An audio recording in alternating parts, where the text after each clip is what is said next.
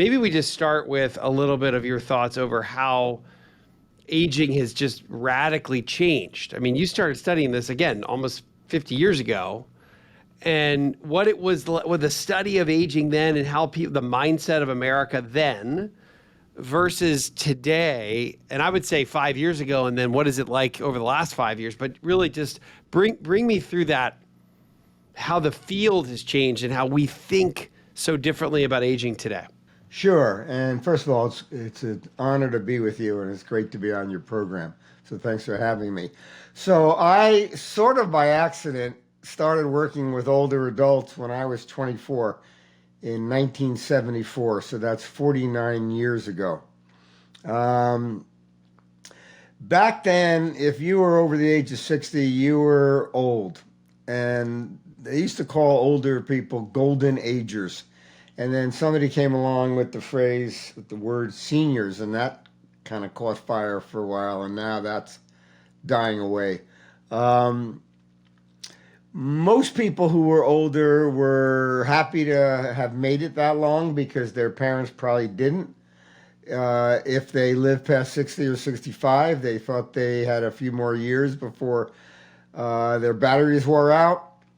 It was a time, this is going to sound really bizarre, but during World War II, there was a wage freeze imposed on all employers. And so, partly the way employers and unions got around that was that they created pensions. And that generation of older people, back when I first got in the field, uh, between being frugal, having grown up in the Depression or in the shadow of the Depression, um, having pensions, and also very much not thinking they were going to live very long, there wasn't that much of a worry about financing a long retirement or even what retirement was supposed to be. It was just kind of a tag on at the end of a working life. And then what I've seen over this half century is that up until about a year or so ago, there were more and more older people. They were living longer and longer and longer.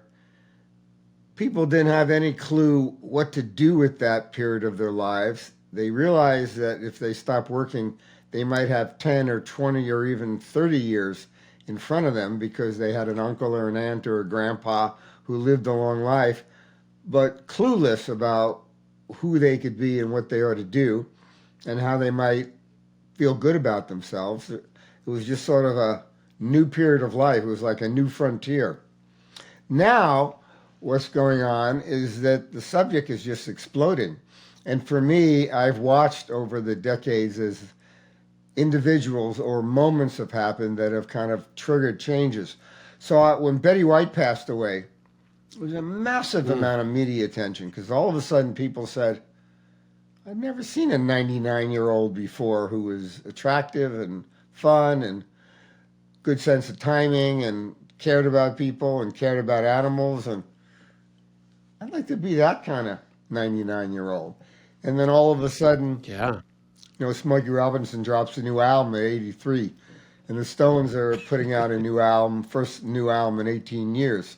And Martha Stewart lands on the cover of Sports Illustrated swimsuit issue.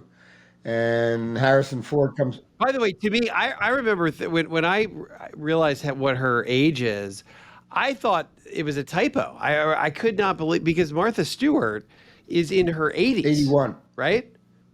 She's 81. And I don't know, I guess I had, in my mind, back when she did, I don't know, 20 years ago, I think in my mind I was frozen at around 60. So when I saw her on the cover, she was on CNBC the morning that the Sports Illustrated came out, and just I was thinking, oh, she's probably around 60. And to hear that she's in her 80s is remarkable, right? So these are amazing Yeah, so examples. it's sort of like a new age of aging has started up. And it's not just one person or another. There's 250,000 people now competing in the Senior Olympics. There are, millions of people who are reinventing themselves. There are community colleges that are popping up all over the place now for emeritus students, people who want to go back to school at 50 or 60. And people are falling in love again at 70 if they've been widowed or divorced. And so what we're seeing is kind of a new frontier. And there are role models emerging. And I also last want to say that one of the big changes is that women are biologically superior to men. And so they live 5 to 6 years longer than men. And so we've got longevity for men, but then we've got a version of it for women, and it's different. It's longer. There's more money needed. There's more Hmm. questioning about what am I going to do? Who am I going to be? How am I going to live? How am I going to steer clear of isolation and loneliness? And these topics have gotten very hot. You know, it's kind of fun to see a subject that when I first got into it, nobody wanted to talk about it. And now you can't pick up a newspaper or magazine or a news show without hearing new views about what it could be to be older and what kind of freedoms and what kinds of possibilities exist.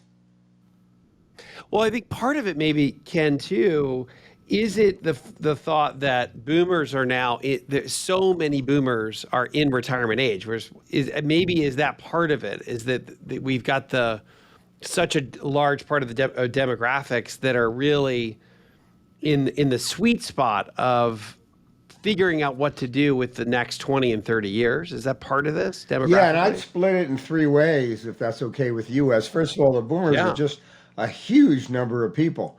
And so, it used to be referred to as a pig going through a python. Now that the boomers Yeah. are getting older, we're seeing a whole lot of attention focused on people getting older. Second, boomers were a quirky bunch. They changed majors in college. They were more likely to change partners. Uh, if the relationship wasn't working out, they changed religions. They relocated. And so they're going into their later years with this idea that reinvention and change is okay. What can I learn? And the third thing that's happening is that they pull the marketplace with them. So, man, oh man, the number of ads you see now for financial services firms help you save to and through retirement, vitamin companies, wellness companies, sculptology companies. It's almost unbelievable the amount of attention, whether it's travel and leisure, financial services, home renovation. The boomers are pulling the markets towards them as well. Yeah, I always remember the thought around the boomers made hula hoops like when they were 7 and 10 years old. There was the blossoming of the hula hoop. So every demographic or throughout the entire demographics of boomers, they've moved the market. To your point, they're pulling the market along with them. So here's one thing I've been studying pretty recently is this thought around unretirement. And and really just looking at just looking at economic data, you look at labor force participation. If you go all the ripples can through COVID for many reasons, health, finance, what happened to the economy, we saw labor force participation drop by 2 million people in the 55 plus, which was just a massive number of quote retirees as they left the labor force. And then now in the last year and a half or so, they've 1.5 million of them come back. Technically, and not all 2 million retired and not, but what is amazing to me is that we've got all these people kind of coming back a little bit to work.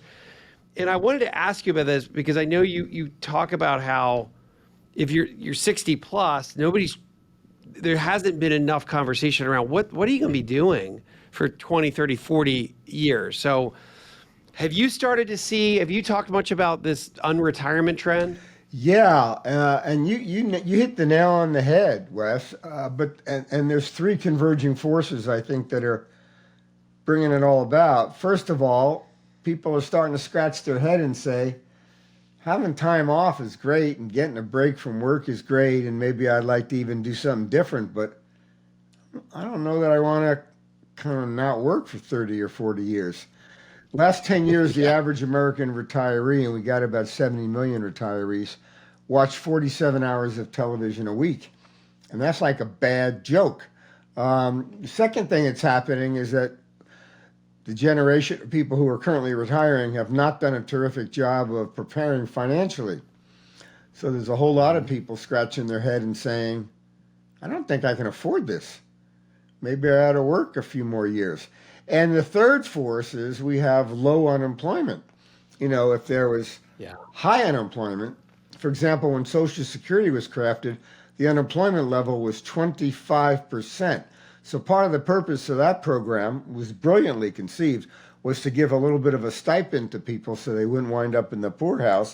It was $120 a year to start, but it was also to get the old people out of the workforce so that those young people could get started with their families and their jobs and, get on with their lives. Today, we need workers. We need brain surgeons. We need engineers. We need FBI, all kinds of talent. And, it's one thing if you're working in a retail store and it takes 2 weeks to train you up to do the job. But if you're going to do knee surgery, why would you want to push somebody out the door just because they had a birthday? So there's a Right. need for more of these older people. Now, people aren't saying they want to work until they're 100. They're saying maybe another 5 or 6 years. And maybe I'd like to work 3 or 4 days a week. And employers are beginning to create more flex retirement or flex work so they can keep some of that talent, and also people can have a better balance between work and leisure. Because as you've written about in your books, people want to have some fun. They want to enjoy themselves. Yeah. They don't want to just labor all the time. So I guess that brings me to this, which is you write about your book, latest book that I know you've just revised, Radical Curiosity. I wrote a whole chapter about curiosity. I think of it as curiosity killed the cat, lack of curiosity killed the happy retiree. My question is about self-discovery, and how do we reinvent, rediscover. And I want to hear about your journey around that. Like, what are some of the most important discoveries that have been seminal moments for you and impacted your journey? And then how can you help our listeners really think that through so that they have a really full 60 plus period of time?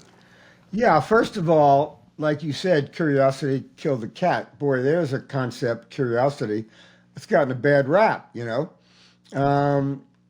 People talk about abundance and success and wealth, and we ought to talk about curiosity more, because people who are curious are asking questions, they're learning things, they're interacting with younger generations, they are keeping their minds open. That curiosity also inhibits, cognitive loss, makes you more interesting, it causes life to be fresh. And it also might lead you to new possibilities. So, what I came to realize in my life is that curiosity is kind of essential if you want to live a exciting and dynamic and open-minded long life. I mean, we've all seen older people. Maybe you've got a grumpy uncle or you got a next-door neighbor who's no fun to be around. And all they want to talk about is how things used to be better in the old days. And they don't care about anything new. They don't understand why Taylor Swift is so happening right now. And they don't understand why it's so amazing that the Stones are kind of putting out a new album after 18 years of not doing that. And so... And by the way, Harrison Ford, I just saw the other day, he's in his He's 80s. 81. And he's like in half of my favorite new shows. Yeah, he's like in every, he's Kevin Costner, Harrison Ford, and Helen Mirren are in like every TV show and movie there is right now. By the way, I'll tell you an interesting story about Harrison Ford, which I think is to the point of your program. I spoke at a conference where he was the other keynote speaker. This is right before COVID. And he's a climate activist. And at the end of his speech, he said, we got to get all the young people of the world planting trees, save the planet. And he got a standing ovation. And I had a private meeting with him afterward. And first of all, I fawned over him. What a life you've had. You've done some cool roles. What a great thing, that you... I love you, Han Solo. Right. I mean, think about being Harrison Ford. I said to him, are you aware of the fact that there's 1 billion people in the world right now over the age of 60 and nobody has tasked them with anything? And he What'd he pulled say? back like you just did. And he said, 1 billion people over 60 and we haven't given them anything useful to do? Wow. I never thought of that, he said. And I said, by the way, think of the kind of the metaphysical message. If you got 60 or 70-year-olds planting trees in whose shade they might never sit, it makes a statement about how the old care for the future. And we don't have enough of that. We don't have enough. I'm not saying that older people should be obligated to join the military or should be forced into service, but only 24% of today's retirees volunteer at all. And we know that volunteers are happier, healthier, have more fun, meet new people, feel good about their lives. By giving, they get. And we haven't really yet created a world, again, this is a new frontier, where older adults think, I can't wait to stop working so that I can spend a few hours a week at the church or the mosque or the synagogue or helping out at the schools, or for example, you're a financial pro. Think of all the inner city kids that could benefit if some financial professionals went into those schools and taught the basics of money management.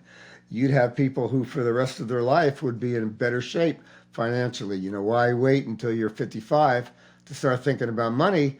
We ought to be learning about it in high school.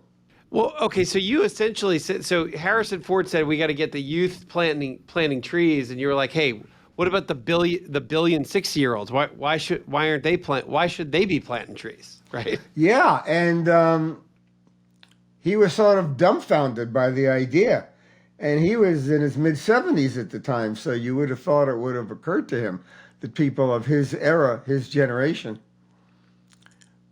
might be better off if they were doing something a little more useful. We just did a big study, and by the way, all of our studies can be found for free on our website, and our website is agewave.com. And we asked people, would they rather be youthful or useful? And it was 4-1. People said, useful is what I want to be when I get older. But I don't know how to do it. I don't know where to go. I don't know what's right for me. I don't want to spend 50 hours a week working. If I want to do a couple, 3 hours a week, how do I work that out? And you think with all these AI wizards out there, they could work out the right kind of protocols so that people could figure out what's the right match for them as they reach that stage of life. All right, so what do you mean by the life's third age? So this is not an idea that I made up. I actually put out 3 books during COVID. And by the way, all my earnings from those 3 books are being donated to not-for-profit organizations. It's partly my way of giving back. I like the idea of volunteering and working pro bono. And I try to do it by... Ken must have done a lot of good retirement planning to be able to have all your I, proceeds go I to did. I did. That's cool. One of the Yeah. good things about working with a lot of financial firms is you get to sit in the back of the room, and even though I usually never understood the words they were using, and I know you're anti-jargon also, I did get the idea that you have a lot more freedom to do and be and live how you want if you got your financial house in order. So that's kind of like right at the top of the list. Yeah. So where were we? So life's third age. age. Life's third age. Yeah, it comes from the European traditions of lifelong education, but the belief is that throughout most of history, people lived only through their first age, which is the first approximately 30 years of life. Now, Wes, I'm going to tell you something, and you're going to say that can't be true. Throughout 99% of human history, the average life expectancy worldwide was under 18. So for our listeners, okay, if you're going back over world history, 100,000 years. we're living at the 0.1% of a period of time when we actually can live Right. beyond So the first our age 20s, was for God's 0 to 30, and your focus is, growing up, surviving deadly diseases, accidents, trauma, war. And then we began to have improvements in 18th, 19th, and 20th century in medicine and pharmacopoeia, public health, and people started living into their 40s and 50s. And so we created a second age, and all of a sudden society became kind of dominated by people in the second age of man and women. And now what we're seeing emerging is a third age, life after 60, which could also wind up being 30 years for people. And Yeah. most of us are just clueless about what we could do and where we should live, and should we have roommates, and should we keep working, and how much money are we going to need. And so it's sort of uncharted territory. Think of Lewis and Clark. It's for pioneers, and it's for people to, like you, begin folks thinking about, it's not just how much money am I going to have or need, but how am I going to spend it down? And then it's about who am I going to enjoy having time with? And it's about how am I going to keep my health span trying to match my lifespan, because most people don't want to be sick for the last 10, 15 years. And last, it's Yeah, about maybe purpose. yeah, go keep going. Yeah, purpose. Keep going. Yeah, so we've done work these last bunch of years, again, all free, the reports. We've done it with various financial firms and wonderful partners like Merrill and Edward Jones and Ameriprise and such. And what we've learned is that when people think of planning for their later years, it's not just about money. It's, well, how do I think about giving back? How do I think about getting more time with the people I like and making new friends and intergenerational connections? How do I get away from the family and friends that I think are toxic? Because that's not the way I want to spend my last decades. And also purpose. What can I do that would give me new purpose? A lot of us spend our years at jobs and in careers that some 19-year-old version of ourselves one night at a party thought it would be a fun thing to do for the rest of our life. And then we find ourselves at 55 or 60 thinking, I don't know, did I really want to be an accountant? Am I really cut out to be a chef? I mean, I cut out to be a homemaker. You start to get a little bit of emotional intelligence, and you can really think about, what would I like to do now? And then how do you get yourself on that track? Well, is that, and I want to ask about health span and whether health span versus Oh, lifespan. you're not going to like what we I all have wanna- to say there. All right, well, let's just go right there. Let's hear this. see. Yeah.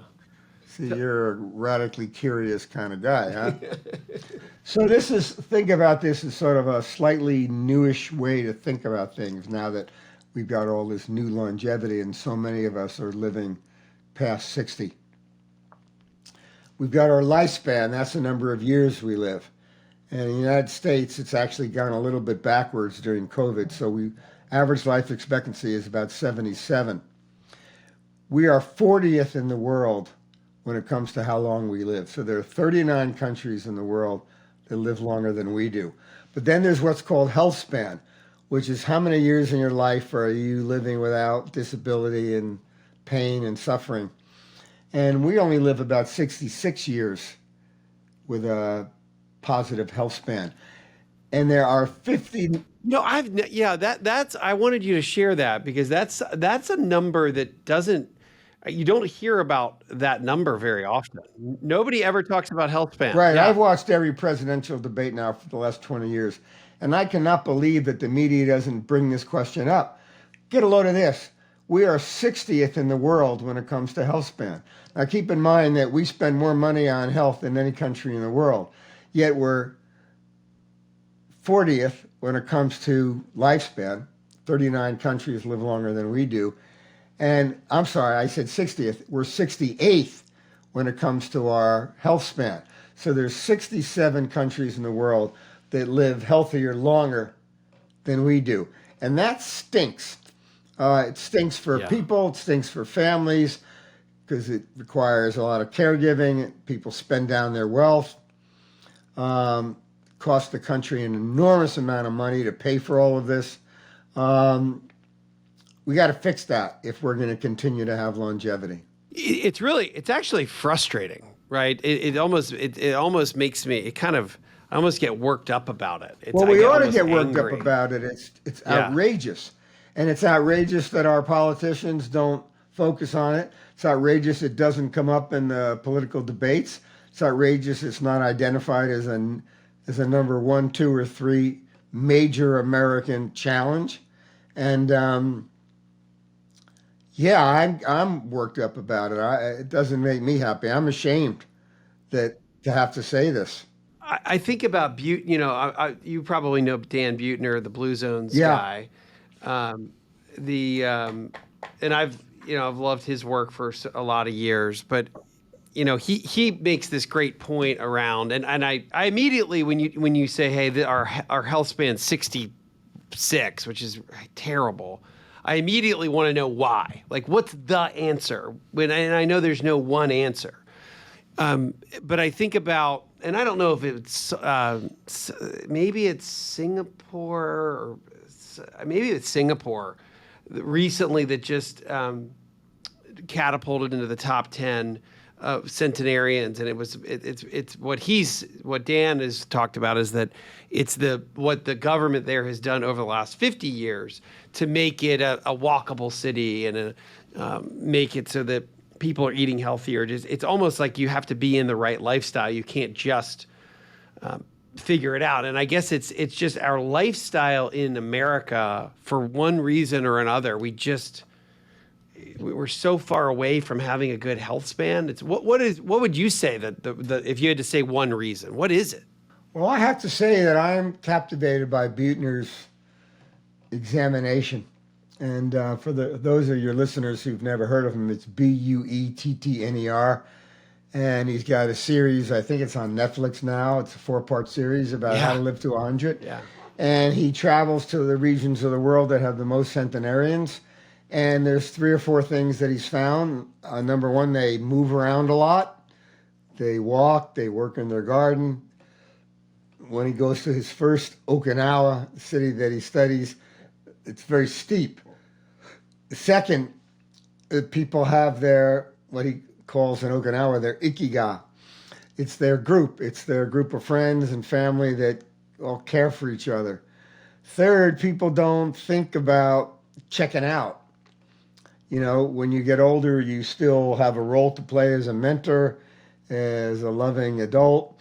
You concern yourself with the well-being of young people and your community.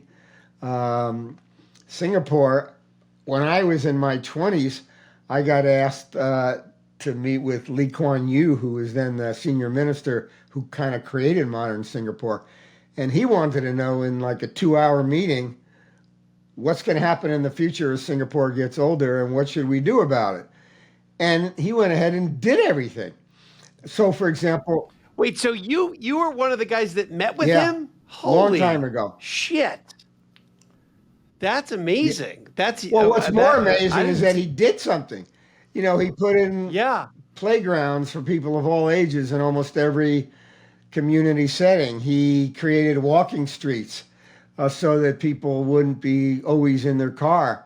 He created essentially cash benefits if you live near your parents or your children. Um, so What? there are things that we all could be doing to give us a longer health span and maybe even a longer lifespan. That we in the United States, we don't eat healthy. What Buettner found was if you take 2 cities, you put them that are right next to each other and sociologically they're identical. The only difference is in one city, it's got billboards for soft drinks and fast foods. Forget about whether there's even restaurants, just billboards. In the city that those don't exist, the body mass index is 15% lower. And what he's trying to do now is create blue zones in the United States. We just don't take it seriously. We think you get up, you keep your fingers crossed, and you're going to have money and have health and have fun. And it takes a little more individual and social intention to pull it off. Yeah, it's almost like we're not set up for it. I mean, I've been a student of this. I remember I think it was almost 20 years ago when his first Blue Zones came out. I remember I used to buy that as gifts for people 20 years ago. And Dan actually, I've got him on the cover of this latest book, but it's almost like, meaning that I'm a student of it, I get it, and I also study. I think part of his work was inspiration for me to go reverse engineer the happy retiree, but we're not that set up for it is the problem. I mean, I know what to be doing, but I still don't walk, to work, and I'm not moving all day. I mean, I'm jumping around in my chair when we're talking, but I'm not walking, just accidentally 4 to 7 miles a day. And I'm not plant-based like I should be. And I even like to eat plant-based, and I still don't do it. It's almost like we're just not as set up for it in the United States. And I don't know why, but maybe guys like you and guys like me will try to start to turn that tide. Well, first I want to say that this is kind of new. We got to give ourselves a little bit of a break that we never really before in history had to think about, do I want to live to 100? And if not, why not? And what are the people tell me that they don't want to live to 100 if they don't have their brain working, or if they're in pain, or if they're a burden on their family. So this is kind of new stuff. And as we talk about it on programs like yours, Wes, and in your books, and in my books, maybe more and more people will start to say, hey, this is important.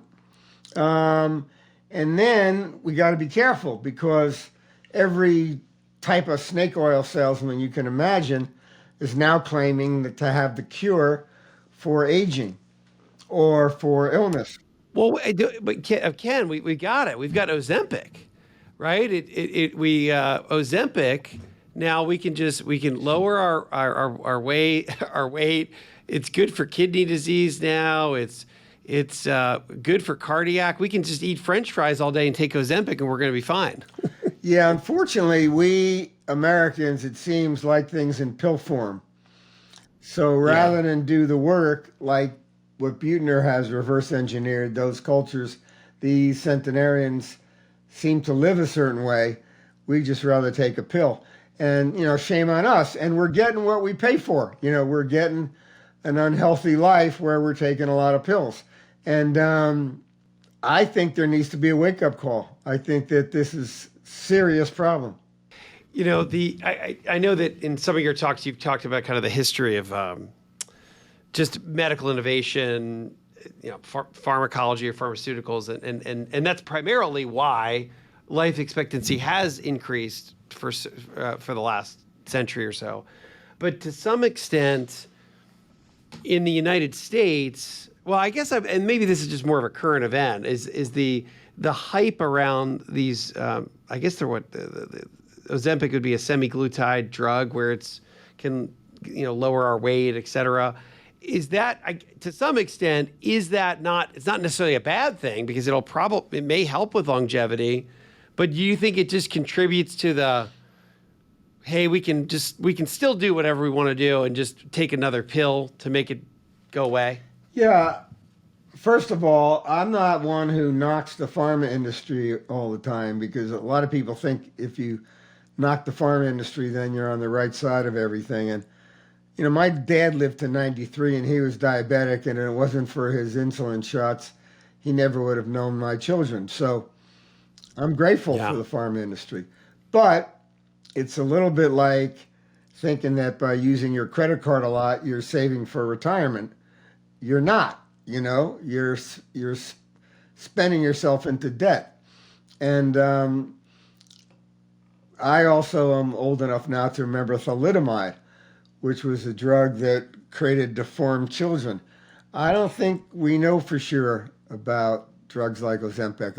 I think that it's all just like happened in the last couple of years that everybody's talking about it. But I think that some of these, as you and Buettner would say, more old-fashioned approaches, healthy diet.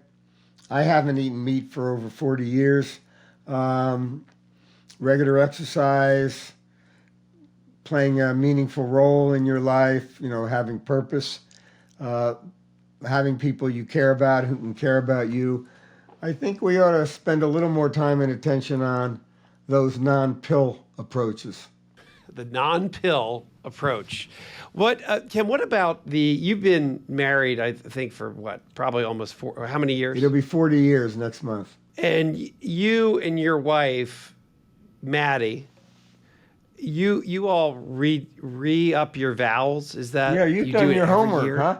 So the night I married Maddie, we were both 33, and we were broke. We had no money, but we were in love. And we stayed at a bed and Where'd you breakfast no guys matter meet, if by I. the way? Where'd you meet Maddie? Where'd you meet her? Well, oddly, she had grown up in New Jersey also, but we met in California. She was an actress and working on a soap opera, and a mutual friend introduced us. But Cool. the night we got married, I said to her, "This is really fun. We ought to do this every year." And she said, people don't do that. And I said, well, they should. They celebrate Halloween every year. They celebrate birthdays. We celebrate Mother's Day, Father's Day. Why not take a few minutes every year and remarry your partner? Or if you're not married, maybe just celebrate a friendship. And then Maddie said, okay, but if we're going to do that, let's get married in a different location with a different religion. So we've had 39 weddings so far. We got married at the Chapel of Love in Las Vegas. We got married. And by the way, we don't invite a lot of people. It's usually just whoever the minister is that's doing the service and a photographer. We got married at the Chapel of Love in Versailles, France. We got married at the top of the Chichen Itza pyramid. We got married at the Church of Spilt Blood in Russia, in St. Petersburg, Russia.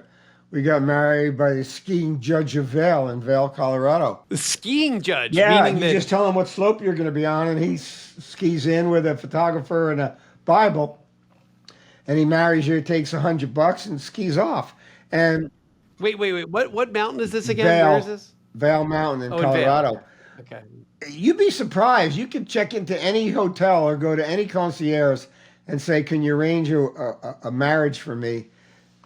They can do it in a minute. And people actually have always enjoyed doing these services with us. We've had our kids marry us a couple of times because they feel like, what a nice thing. Usually couples are fighting, or, your relationship can get lost in the tangle of modern life.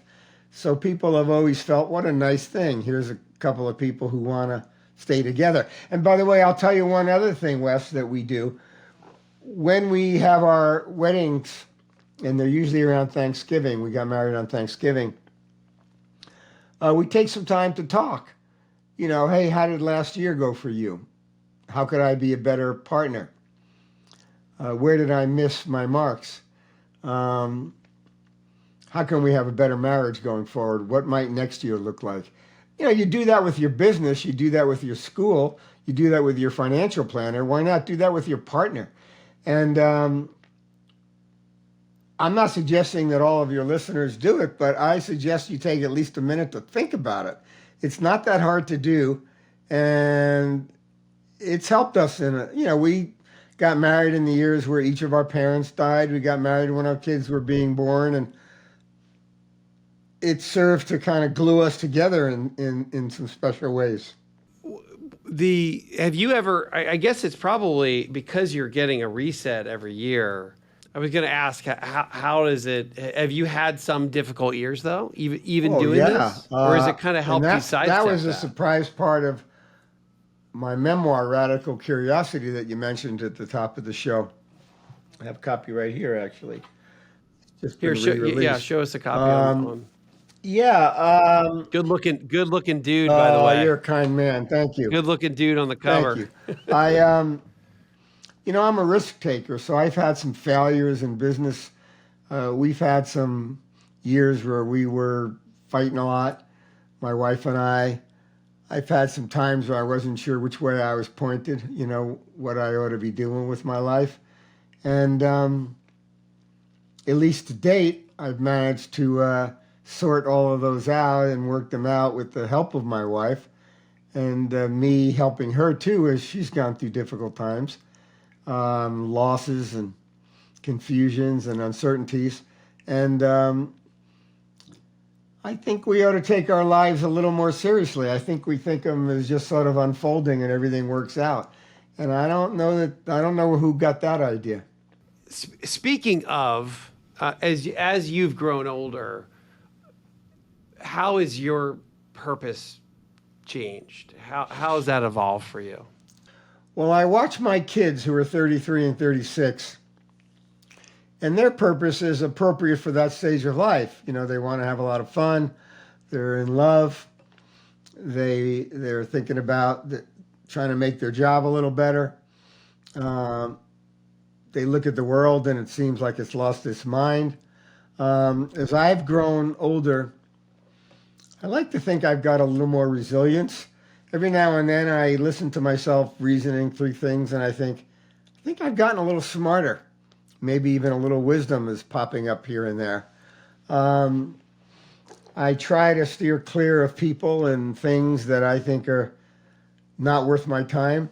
I've learned from a lot of the older people I've worked with that you don't want to go through your life only to later on have regrets. I should have done that, or why did I waste so many years doing something I didn't care about, which requires a willingness to make changes. Have you ever gone too far risk wise? Work Do you wise, ever regret any? Well, no, risk wise, work wise. Have you ever regretted taking too big of a leap? well, you're asking two questions. Looking back, I can see that there were a couple of times where I took some leaps that were beyond. For example, I started six companies in the 1990s and raised a lot of capital, not Mm-hmm. anticipating that the internet would come along and make it very hard, if not impossible, to raise more capital for a publishing company, a food company, a health store, an intellectual property company that focused on the aging brain.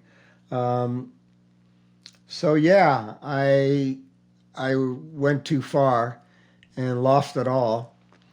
Do I regret it? Regret it? Not really.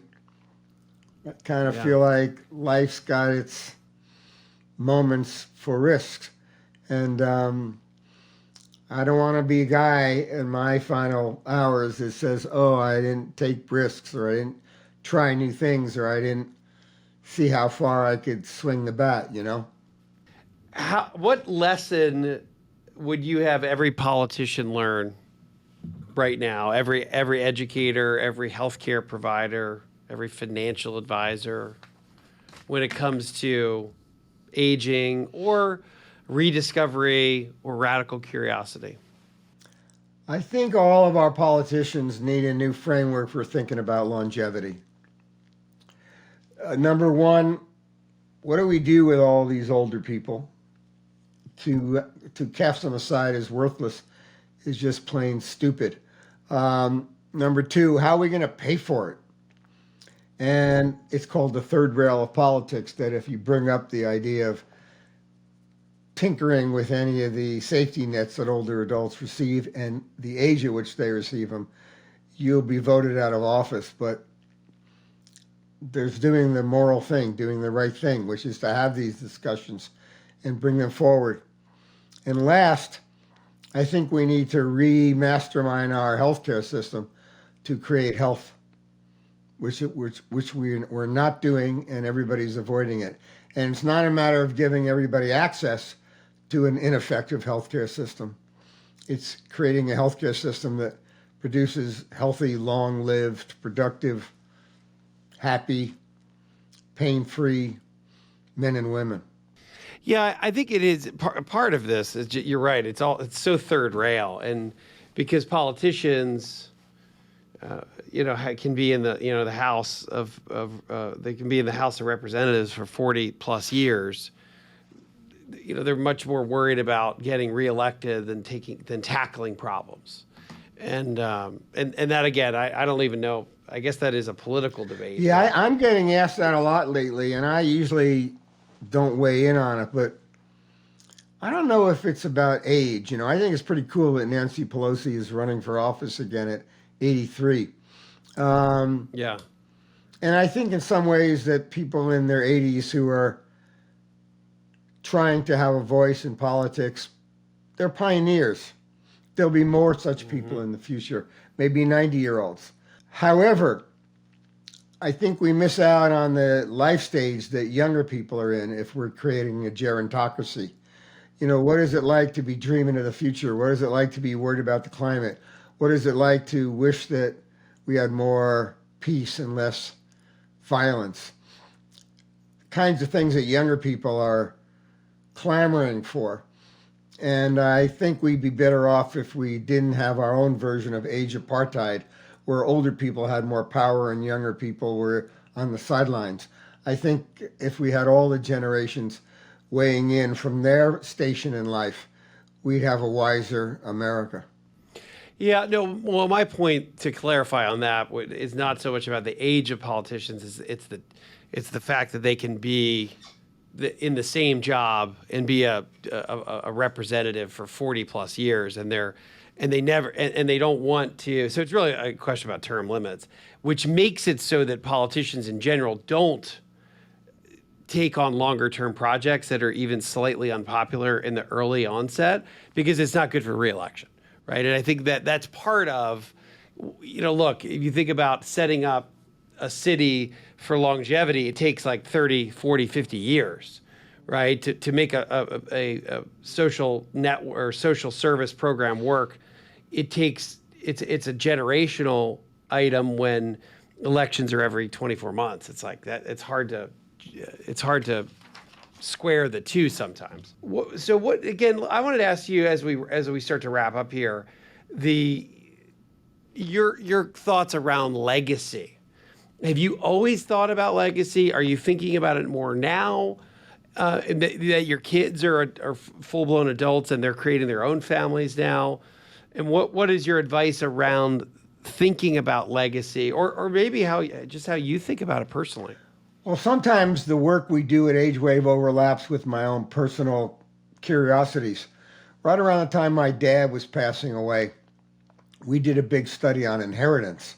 And in the focus groups, nobody wanted to talk about inheritance. So I whispered into the focus group moderator, ask about legacy. Would you like to leave a legacy or receive one? And everybody did. And then we found that there were 4 dimensions of legacy. Your wealth and real estate, and possessions that had some emotional value, dad's baseball glove or the house by the lake, instructions and wishes to be fulfilled. But number 1 were values and life lessons. And then I started, hunting around as you do. And I realized that in many of the religious traditions, there was 2 wills, a material will, the stuff I own and who gets what, and then what was either called an ethical will or a spiritual will. And it was, what are the lessons you've learned in your life? And you don't need to be famous or have met with powerful people, but you've probably learned a few things along the way. And if, I were going on a camping trip and a bunch of people were coming back from having traveled the same territory where I'm heading, might be a good idea to ask them, are there any rattlesnakes up ahead? Where's the fresh water? Is there a place to catch the sunset? And I don't have to take any of their lessons, but I might benefit from hearing them. So I decided that I would, my legacy would be my stories and my life lessons, and that's what's in Radical Curiosity. And all my other books, I've done 19 now, have been about a phenomenon, about the workforce or healthy aging or financial preparedness. This one is kind of from the inside out. What have I learned through my failures? What have I learned by being a dad? What have I learned by trying to be a good husband? What have I learned by being a boss? What have I learned by having made some money? And I like to think that that's my legacy. And also that I've pounded away at this aging subject for just about 50 years, when lots of people have come and gone or jumped into it in the last couple of years because they thought it was kind of the hot new thing. But I've been on this beat a long time. I want to ask you maybe our final question about what is next. So you're one of the originals when it comes to aging. I want to know, what do you think is next over the next 10 years in your field? But let me just ask you maybe a more fun / personal note. Besides work stuff, besides writing books, what are your core pursuits, hobbies on steroids, the fun things? If you weren't going to continue to work, and I count that as a great core pursuit for those 60 plus. But what are some of the fun things you do? Well, I'd have to say time with my wife and my kids and my new daughter-in-law. And I've got great friends in my company that I enjoy. And I work out every day, and I've had a yoga practice for 53 years, which I enjoy. But I will tell you in all honesty, I'm at a stage in my career where I'm beginning to wonder, should I work a little bit less and have some more time for play? And I'm not even sure how to do that because I've been such a productive workaholic for half a century. I should read your books. Yeah, let's go. So we were talking good, bad, ugly about the future of the study of aging. So on the good side, the dream of history. For tens of thousands of years, we've dreamt of living long lives. And I think that billions of people are going to live long lives. And that's pretty incredible. Notwithstanding all the things we discussed about what are you going to do with your time and will you have enough money and so on and so forth. That's the good. The bad, I worry that older people won't relinquish power, that we'll become a gerontocracy, whether it's in politics or in family or in business, that older people will not let go and not make room for young ideas, young thinking, young energy, young vision, young priorities. And the ugly, there are diseases and illnesses like Alzheimer's, cancer, stroke, that more likely happen to older people. And we have not focused our medical system on, or our scientific community on, eliminating these diseases. When I was 30, I collaborated on a book with Jonas Salk. And one night over dinner, Dr. Salk told me how in the 1940s, everybody thought we were going to need more iron lungs because poliomyelitis was rampant. Wait, again, Salk is in the polio. Right. Salk and Sabin, right? Jonas Salk and Sabin came up with a vaccine that pretty close to eliminated the disease. I think we need to spend the money to wipe out diseases like dementia and cancer rather than just keep them prolonged. I don't think anybody wants to be taken down by those ugly diseases. And so longevity has got its good and its bad and its ugly. All right, last question. What's your favorite piece of advice for a would-be retiree or retirement? Take a breath. A lot of people charge from their job to their retirement and want to be active. And I think this is going to sound really dopey, and I apologize. But when I was a young man, I thought, being a wordsmith guy and a writer, I thought that the parts of the sentence that mattered the most were the nouns. And then I got a little more zen in my 30s, and I thought the verbs were what really mattered. It's the being, not the thing. And then when I got a little older, I thought I was really getting sharp when I thought the adverbs. It's how you move and how you relate and how you do what you do. But as I've gotten older, I'm completely convinced it's the punctuation points. It's the time where you stop and tell your wife, I love you. It's the time you pause to think.